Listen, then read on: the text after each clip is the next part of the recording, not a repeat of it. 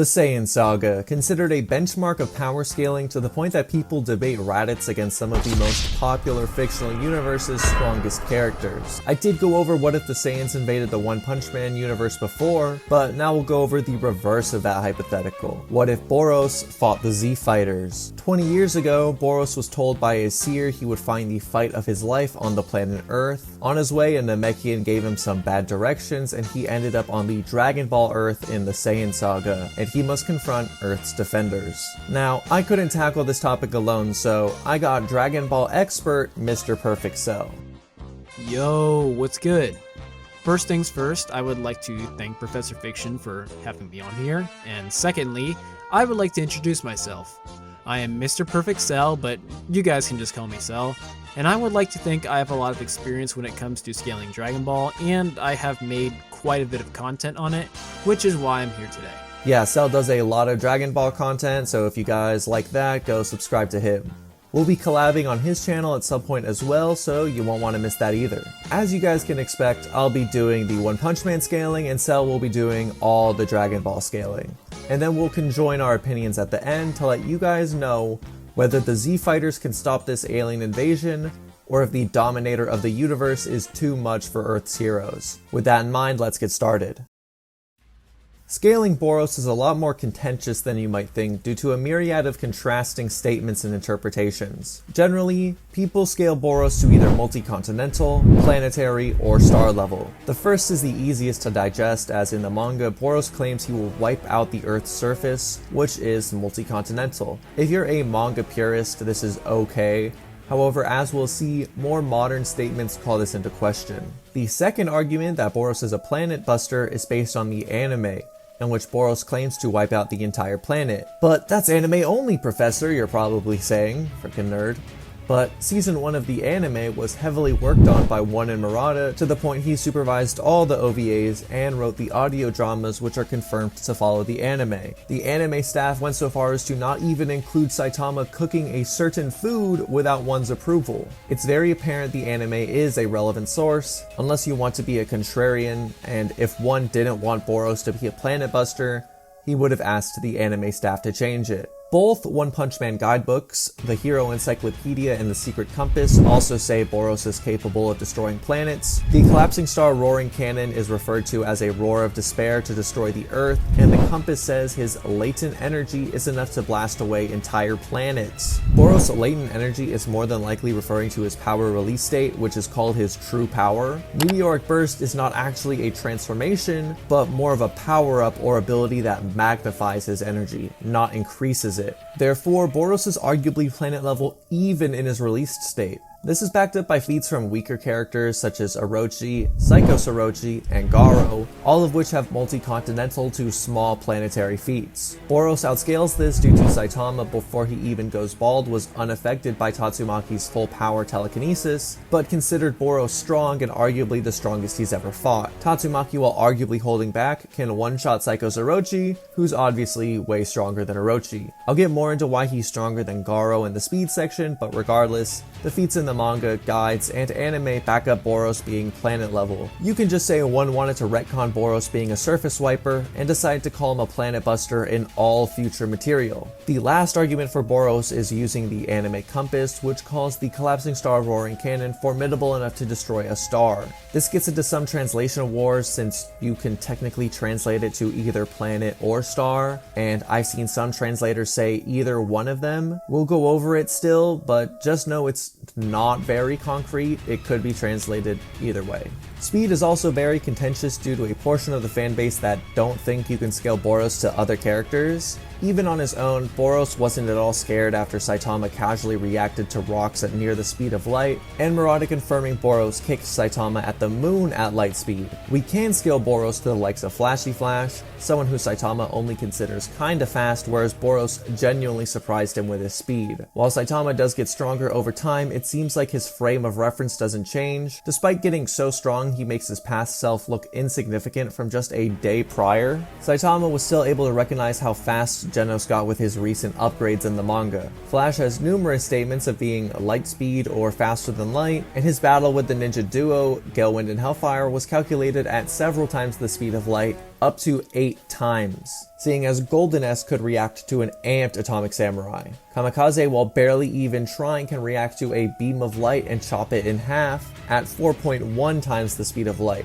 This should easily put Boros in the 1 to 10 times the speed of light range, or somewhat higher, although there is one way to scale him higher. Boros' Meteoric Burst ability is stated in the anime compass to go beyond the limits of speed and power of any living being. This word choice is a bit above just saying he surpassed his limits, and more so applies holistically to any character who maybe doesn't amplify their abilities with energy or haven't surpassed their limits. This could make Boros faster than the likes of Half Monster Garo, who didn't particularly impress Saitama until his god-level cosmic power-up, and in a much earlier form fought Platinum S, creating a huge geometric structure in the sky. This feat has often been calculated between 4 to 20 times the speed of light.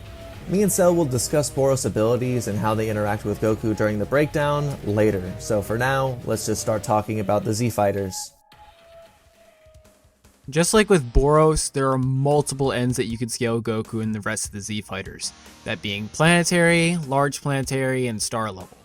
The planetary interpretation is probably the most obvious of the three, considering Vegeta with his Gala gun is stated capable of destroying the Earth in both the manga and the anime. This is supported by Daizenshu, along the Legendario, and other various guidebooks, as they also either call the Gala gun planet level, or just Vegeta in general to be a planet buster. Obviously, this is relevant considering that Goku with Kaioken times 2 and 3 can either give Vegeta a decent fight, or can just straight up overpower him. And if you want to go by power levels, the rest of the cast should also somewhat scale to these planet-busting levels of power, as Vegeta is stated in Daizenshu to have a power level of 18,000, with the rest of the Z Fighters having power levels ranging from 1500 to 3500. Even if we say Vegeta at his full power can barely destroy the Earth, which has a GBE of 10 to 32 joules, this should mean that the rest of the Z Fighters should be capable of producing around 10 to 31 joules or small planet levels of energy, due to them only being around 10 times weaker than Vegeta. Honestly, I don't think anyone really has an issue with saying that people in the Saiyan Saga are planetary. It's pretty much generally accepted that that's what they were capable of at the time. But with that out of the way, let's get into, in my opinion, is some more reasonable scaling for characters in the Saiyan Saga. Piccolo destroying the moon is probably one of the more better known feats in the series, and for good reason, as Piccolo just seems to casually stick his hand out and vaporize the entire moon. But why is this relevant? Well, there have been many calcs of this feat, and generally the calculated amount of energy required for Piccolo to destroy the moon in the way he did it comes out to around 10 to the 35 joules of energy, or large planet level, and weighted Piccolo did this with a casual, uncharged ki blast. Piccolo at the time he did this had a power level of 329, making him weaker than even Chaozu and Yajirobe, who had power levels of 610 and 970 respectively, meaning that this Piccolo is weaker than every single one of the Z Fighters. Even if you don't want to use this guide, the Z Fighters post-training for the Saiyans can defeat Cybermen who have strength on par with Raditz, the same guy who tanked that same moon-busting attack. And finally, if we dive into the anime, we have one more high-end scale we can use for the Z Fighters, which stems from a feat shown in the anime, that being Vegeta destroying Aurelia with 2 fingers. Now, this feat has also had many calcs, but it has consistently been calculated around 10 to the 40 joules of energy, which is small star level, and more people scale to this than you may think. If we take into account that Vegeta used the same amount of effort to destroy a Cyberman that he did to destroy that planet, since he used 2 fingers to do both, that should mean even someone like Krillin and anyone who scales to him should be small star level, as Krillin thought his scatter shot could damage Vegeta even after witnessing him destroying that Cyberman. And Goku would obviously also scale to this, at least with Kaioken, as he's stronger than that Vegeta. Now, calculating the Z Fighter's speed is a lot simpler, as it just involves a lot of multiplication. Even if you want to lowball, we can use calcs putting Piccolo's attack that destroyed the moon at around 50% the speed of light, and to get the rest of the Z Fighters' speed, we can just divide their power levels by Piccolo's power level at the time when he did this to get a range of 1 to 5 times the speed of light for the Z Fighters, and 12 to 48 times the speed of light for Goku, depending on if he's in base or his various versions of Kaioken. The middle end interpretation would stem from King Piccolo and Kid Goku being around the speed of light, due to El Manga Legendario describing Piccolo's energy attacks as light, with Goku reacting and dodging them pretty blatantly. Both of them had power levels around 260 at the time, so if we go by this, the Z Fighters would get bumped up to 12 to 13 times the speed of light, with Goku being upgraded to 30 to 120 times the speed of light. The highball for their speed involves Goku in original Dragon Ball dodging Tien's solar flare, which is very obviously a light-based attack, granting him at least light speed combat and reaction speeds. But this feat is very contentious, as you can argue Goku just dodged the solar flare by grabbing Roshi's glasses before Tien launched it, rather than during. But if you do want to take this, Goku was stated in Daizenshu to have a power level of 180 at the time, giving us one final speed range for our characters, that being 3 to 19 times the speed of light for the Z Fighters, and 44 to 177 times the speed of light for Goku. Now that both sides have been scaled, we can go over the actual hypothetical. Boros and his ship show up on Earth, destroying West City in much the same manner they did City A. The Z Fighters, already anticipating the Saiyans, show up in retaliation. To quickly go over them, Boros' generals are not at all going to play a factor. Even the most charitable interpretations have the generals scaling to Boros' starship, seeing as Boros was more impressed that Saitama could beat his generals compared to destroying his ship. Boros' ship at the highest scales to multi-continental for annihilating City A, which is most of a giant landmass. This is still pretty insignificant to even the lower tier Z fighters like Yajirobe, who has a power level higher than a moon-busting Piccolo. If you're a manga purist and only believe Boros is a surface wiper, he would unironically get one shot just the same. Yeah, like I went over, all the Z Fighters far outclass Piccolo's moon-busting feat, and at the lowest are small planet level, way above the likes of a multi-continental Boros. Speed at that point is pretty much irrelevant since Boros has no hope to ever hurt a single one of them.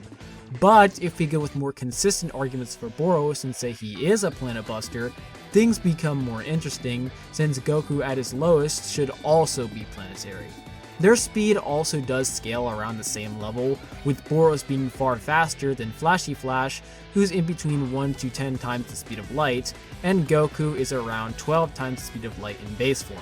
If both Boros and Goku are planet busters and have relative speed to one another, the fight could be very competitive. Goku clearly edges Boros out in combat skill. I already made an entire video explaining why Goku is better at martial arts than Garo, who is the best martial artist in One Punch Man. Goku also boasts an overall better arsenal, including a variety of ki blasts, flight, the solar flare, and if you want to include his equipment, he may be carrying his power pole, flying nimbus, or even a sensu bean or two, which would give Goku pretty much a full recharge after exhausting himself.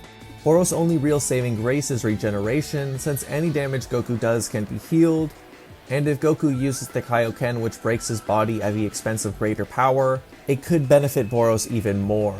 Considering El Manga Legendarios has a power level of 10,000 is required to destroy a planet, even Goku at just Kaioken times 2 would outclass Boros with a power level of 16,000. At the very least, a Kaioken times 4 could overpower the planetary Vegeta pretty concretely. Even then though, if Goku resorts to times 4, his body will be worse for wear, whereas released Boros can regenerate from at least moderate injuries. But Boros' full power, Meteoric Burst, also has a huge strain on his body, and if you read the manga, Meteoric Burst only really lasts for just a few attacks. It's not all that long. Goku could at least keep fighting Uzaru Vegeta for a while after using Kaioken times 4. Now, despite how it may sound, me and Prof do actually think this fight could go either way. However, Goku just has way more options and combat experience to give him the edge. And the thing is, this is a severely lowballed scale for Goku. I guess you could call this a manga-only no-calcs Goku. But if you want to use the anime and the calcs, Goku consistently scales between large planetary and small star level, whereas Boros consistently is only planetary. I know it sounds weird since Boros and Goku have almost the exact same lore, but the way in which Dragon Ball characters perform their feats is way more impressive. We know Boros can destroy planets, but when you really break it down, what does that mean? Can he shatter the planet into giant chunks of space debris? Can he vaporize the planet into non-existence? Well, we don't know. So all we could say about Boros is he is planet level. But on the Dragon Ball side of things, we see just how violently and intense these planet bodies are destroyed. Here's a better way of putting this. Let's say we have two characters, right? The first guy chops the building in half with his absolute full power and he's huffing and puffing afterwards. The second guy looks at the building and his mere stare alone is enough to instantly vaporize the building to the point there's not a single piece left. You wouldn't say these characters are equal because they destroyed a building, would you? And like Prof said, it's even worse for Boros since we really don't know how Boros would destroy a planet. Regarding star level Boros, not only is the translation really up for debate on this databook, but if you look at the Japanese kanji for one of those guidebooks Cell brought up, you'd actually know you can make the same argument about Vegeta. Yeah, the kanji here could be translated as either star or planet, just like with Boros. It's basically the exact same terms being used.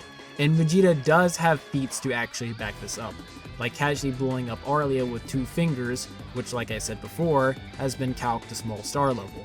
And if you want to say Boros is a star buster, you would pretty much have to give the same benefit to Vegeta here as well.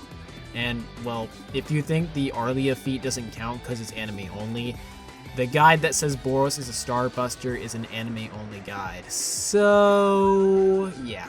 If you're gonna say we can't use anime for Dragon Ball, then we can't use it for One Punch Man either, which, like we already said, makes Boros a Krillin victim. And anime versus anime could go either way depending on how you view the star level scaling for each character. But at best, it's a star level Boros with his maxed out last resort attack versus a slightly above star level Kaioken x4 Goku. Even if Boros survived a beam struggle, Goku just has better skill, better hacks, and better endurance. The closest match is if you lowball Goku to only planetary and give Boros his anime only planet level statements. And like we said, that's still probably a win for Goku due to skill. Now you may notice that we didn't really mention speed a whole lot, because yeah, it really makes things even more unfair. While Boros and Goku are usually in the same range of speed, Goku consistently has edged him out. He consistently reaches the dozens of times light speed range, at least with Kaioken, whereas Boros only scales above roughly 9 times light speed flashy flash. The only way to really say Boros is faster is by using the most insanely highballed calculations and scaling him to peak Monster Garo, which even then he wouldn't be that much faster than Goku and the huge power gap would still be present. Honestly, Goku just consistently has far better strength scaling, relative or superior speed, and a far better skill set. That makes this fight pretty unfair when you really think about it. I want to thank Cell once again for joining me. We'll be doing another video on his channel at some point, so make sure to sub to both of us to see both our future content. Thank you guys for watching, and I'll see you next time.